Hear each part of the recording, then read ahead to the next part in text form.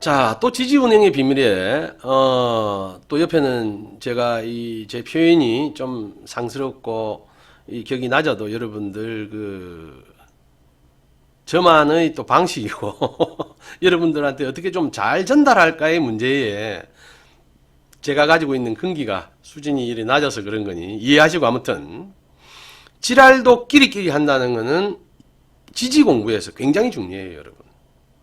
여러분 지지에서 청가는 간단하잖아요. 합충.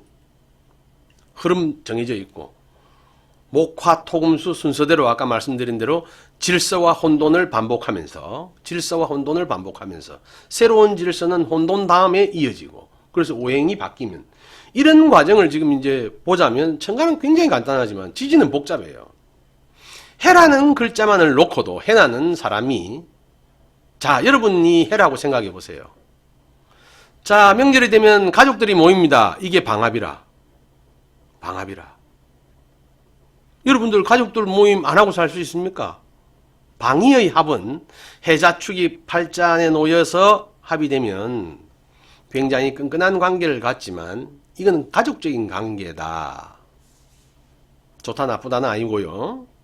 근데 또 해는 해인 한목이라는 육합으로도 만나지요. 이 육합은 우리가 좀 개인적으로 이해하실 필요가 있습니다. 그런데 이제 이 육합도 여러분이 이해하는 방법이 앞서서 육합이 가지고 있는 불완전합과 완전합의 모양으로 생각해 보시면 이렇게 합의된 인연관계가 들어와서 혼인을 하거나 자식을 갖게 되거나 어떤 사업이 전개되면 그 모양이 어떨 건가 하는 걸 감을 잡으셔야 됩니다. 핵심. 또 하나 해묘미라고 또 해는 묘와 미라는 글자와 만나지면 아주 강력한 삼합으로 만들어지는데 이 삼합은 일반적으로 예전에 우리 은사님들이 표현하실 때는 시멘하고 물하고 자갈이 만나서 더 이상 흩어지지 않도록 아주 끈끈하게 모이는 사회적 결합관계. 그런데 이것도 여러분 생각해 보세요. 산업공상의 시대인 우리가 근대 이전의 세월로 보면 해자축이라는 방합이 굉장히 힘이 끈끈하고 센 겁니다. 그죠? 그럴 수밖에 없는 게 사촌이 과거에 급제를 하면 사대부를 유지한단 말입니다. 그러니 같은 형제를 미워할 이유가 없죠. 부모들끼리도 내 자식은 좀 못났지만 작은 집의 아가 또는 큰 집의 아가 과거에 급제하는 방법에 뭐 장혼은 아니라도 내가 사대부를 유지한단 말입니다, 여러분. 그러니 그 핵심적인 영향을 준 가족을 남이라고 어떻게 보겠어요? 근데 이제 세월이 흘러갑니다. 세월이 흘러가면서 이제는 같은 자식끼리도 뭐 사촌이 아니고 형 잘 되는 거하고 내하고 별 무관하고 뭐 동생 잘 되는 거하고 내하고 별 무관한 세월이 됐어요. 안 그런 집안도 아직 있겠지만 오히려 내가 누군가와 사회적인 관계를 가지고 단단한 합의대에서 움직이는가에 초점이 맞춰지는 시대로 왔단 말입니다. 그러니 시대적으로 봐도 방합의 시대에서 육합의 시대에서 이제 사회적인 관계인 삼합의 시대로 벌써 이제 진입이 됐다. 사회적인 관계라는 건 여러분 시도 때도 없이 만나고 목적물이 정해졌기 때문에 그렇지만 갈수록 우리는 가족들의 모임이 약해지지 않습니까? 힘이. 그래서 이 지랄도 끼리끼리 한다는 것을 여러분들이 해라는 글자만 가지고도 해가 자축을 만났을 때와 인을 만났을 때 묘미를 만났을 때의 자기 마음의 움직임이 작동법이 다르다는 것을 이해하셔야 됩니다.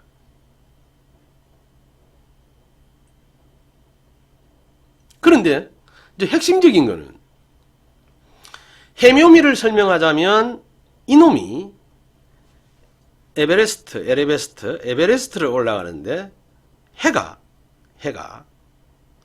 산을 타기 전에 모여서 우샤우샤 야 우리 오늘 정복하자. 묘는 산 정상에 있는 놈들. 미는 산을 내려온 사람들이 마지막 휴게소에서 야 적어도 산을 탄다면 이 정도 산은 타줘야지. 뒤에 내려온 친구 보고 바람 불던데 괜찮았나? 아이고 어저께는 비 내리던데 먼저 오신 분들은 별일 없이 내렸습니까? 그래서 이 세 명이 모이면, 해묘미로 모이면 목적이 딱 한 가지뿐이에요. 에베레스트 말고 다른 말을 할 일이 없다 이 말이야.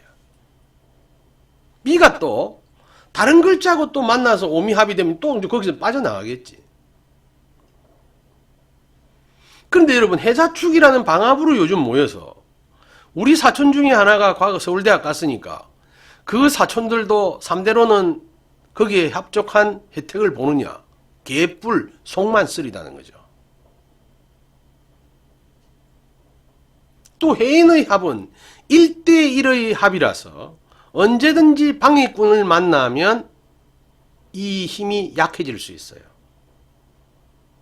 그래서 트라이앵글인 방합이나 삼합, 그 중에서 삼합은 요즘 현대 명리학에서 볼 때 뭔가 목적을 이루는데 가장 강력한 메시지가 될 수 있고, 이거는 부정적으로든 긍정적으로든 부정으로 갈 사주가 이렇게 삼합으로 결합이 된다면 그 부정을 긍정으로 바꾸는데 굉장히 힘들겠다.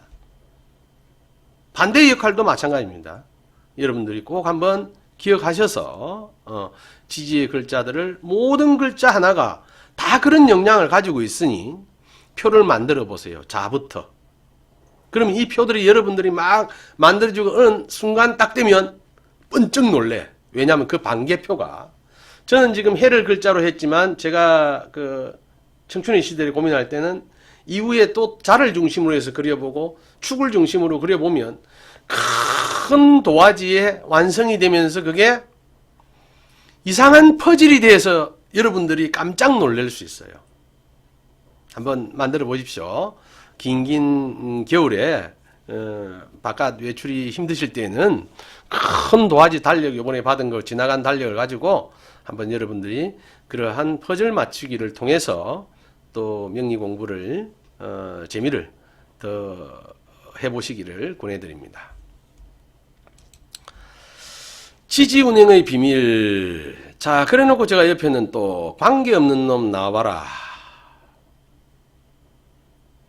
여러분, 잘하는 글자 하나 볼까요, 지금? 자축은 아까 무슨 관계였어요? 합의 관계지요. 그런데 그 합 안에서의 어떤 형태인가는 앞서 설명을 했고, 자인으로 보니까 자로 볼 때는 인이 자식입니다. 그런데 아시다시피 격각이에요. 인목이 추구하는 걸 끊임없이 자는 에너지가 올라오면 때리고 올라오면 때립니다. 그러니 그 자식은 살기 위해서 떠나야 되는 소설 같은 드라마가 나오죠. 그런데 그게 용기가 없어 못 떠나면 인이 가지고 있는 여러 가지 메시지 중에 어릴 때부터 고독하고 외로운 호랑이가 되는 겁니다. 자, 묘는 자하고의 관계를 보니까 서로 끊임없이 좀 형태를 바꾸라는 뭐 그런 관계. 자, 진을 만나면 합수의 관계. 자사는 뭐 또 있을 건데 우선 한 두 개는 비워놨어요. 자오를 만나니까 충. 자미는 원진. 왜 원진살이 있는가는 알죠? 자축이 합을 하려고 하니 미가 충미충해서 자가 축을 만나서 합을 하려는데 그 상대방을 계속 건드리는 놈이 있어. 그래서 내가 뭘 하려는데 방해를 돼. 그게 미가 돼. 자축으로 합을 하려는데 오도 마찬가지 입장이겠죠. 그래서 여기는 자미원진이라는 관계와 추고해라는 관계도 마찬가지로 성립됩니다. 이름은 다르게 불러도. 또 신하고의 관계에서는 신자진 합수가 되고, 자유는 파라. 자, 여기서 여러분 이제 좀 있다가 일단 술하고의 관계, 이것도 격각이고. 그런데 여러분, 여기서 저는 어릴 때부터 궁금한 게 있었어요. 왜 자를 중심으로 90도로 갈라져 있는데 하나는 형살이라고 하나는 파살이라 하는가? 자, 여기서 잠시 1분 정도 시간을 드릴 테니까 그 이유를 알고 계신 분 한번 채팅창에다가 여러분 뜻을 뭐 가감없이 한번 편하게 한번 올려보시기 바랍니다.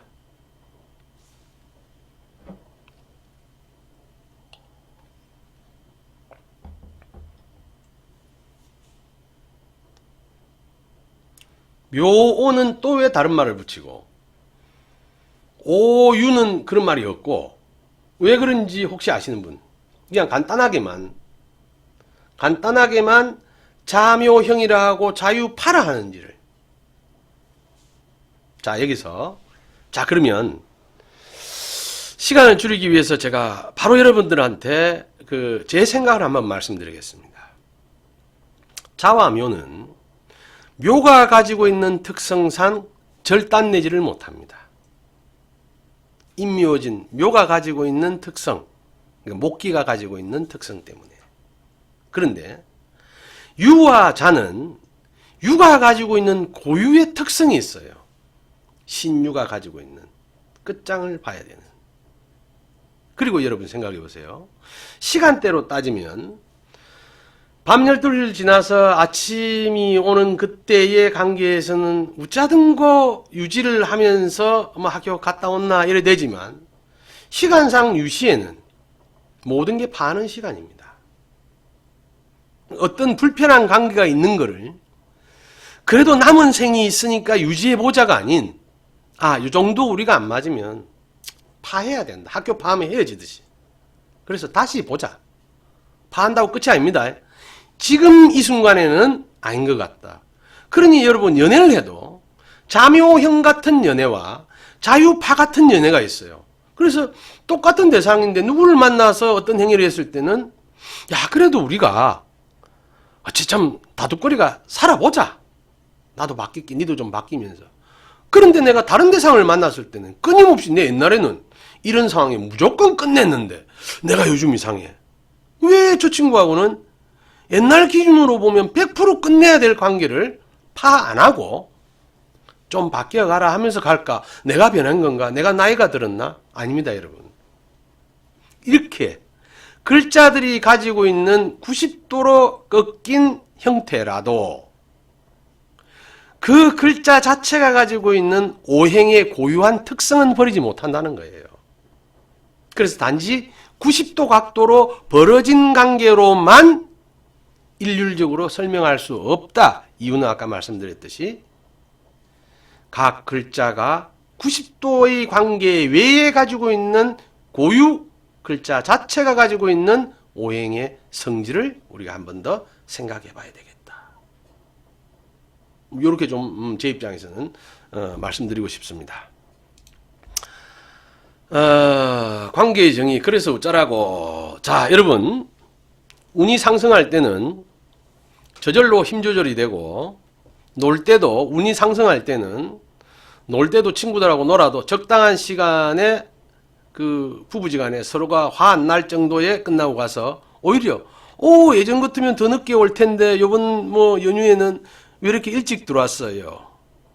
그러니 그놈 또 표현이 내가 이 사람아 그래 시간을 보내가 되나? 가족도 있는데. 그래서 그건 운이 상승할 때는 힘 조절이 되고 심상이라 할 만큼 긍정적인 메시지가 표현이 되는데 운이 하락할 때는 무절제가 됩니다. 그리고 싶어서 똑같은 상황인데. 그리고 심상이 심보로 바뀌어요. 마음에 뽀드락지가 생겨서 표현이나 표정이나 이런 거에서 똑같은 상황을 놓고도 예쁘게 표현이 안 됩니다. 저는 잘은 몰라도 성공, 행복, 만족 이게 우리가 추구하는 건지 아닌지는 사람마다 다를 수 있습니다. 실패, 불행, 불만도 마찬가지인데 보통 우리가 이제 연결 지어서 너무 철학적으로만 생리상학적으로만 이야기하면 명리 공부가 한계가 있으니까 운이 상승해서 결국은 원하는 성공을 하고 행복을 느끼고 만족을 느낀다 할 때의 사람들을 대부분 이게 그렇다 하더라도 오래 가고 유지되려면, 그러니까 아까 질서와 혼돈이면서도 그 관계를 유지하려면 5대 3대 2의 법칙을 지켜야 됩니다. 이거는 친구 관계, 부부 관계, 자식 관계, 회사의 관계, 국가의 관계도 마찬가지입니다. 우리는 남보고 국가와 민족을 위해서 목숨 걸으라 하고 정작 우리가 스스로 걸 사람이 있습니까? 내가 못하는 걸 어째? 남한테 시키지 마라. 개인적으로만 본다면 5대 3대 2의 법칙은 이것도 벌써 다른 설명을 좀 들으려는데 빨리 가버려서 다음 시간에 구체적인 건 하기로 하고, 짝을 이루는 모든 관계는 친구의 관계든 부부의 관계든 무릇 그래야 된답니다. 내 자신이 인생에서 5, 배우자가 3, 자식은 2. 그래야 그 균형과 조화가 설사 운이 상승을 해서 좋을 때 만나도 유지되고 보수되고 유지되고 하는데 이 5대 3대 2가 끼어지면 운이 좋아서 잠시 성공해도 바로 더 슬픈 실패, 불안, 불행, 불만의 상황으로 가게 된다는 거죠. 그 운이 하락할 때는 보면 이런 사람들의 특징은 인생에서 내 문제를 내가 정의하고 내가 풀 능력이 200개 없고 상대방이 믿는 마음은 3이고 자식한테 한 길 건너진 자식한테 인생이 5를 맡기니 이의 불행은 실패는 불만은 당연한 거 아닙니까 여러분?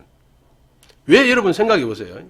지금 밑에 실패의 2에 해당되는 나라고 생각하면 내가 기대치를 갖는 나의 대상인 자식이 5라면 그 5가 행복하기 위해서는 인생에서 어째야 돼?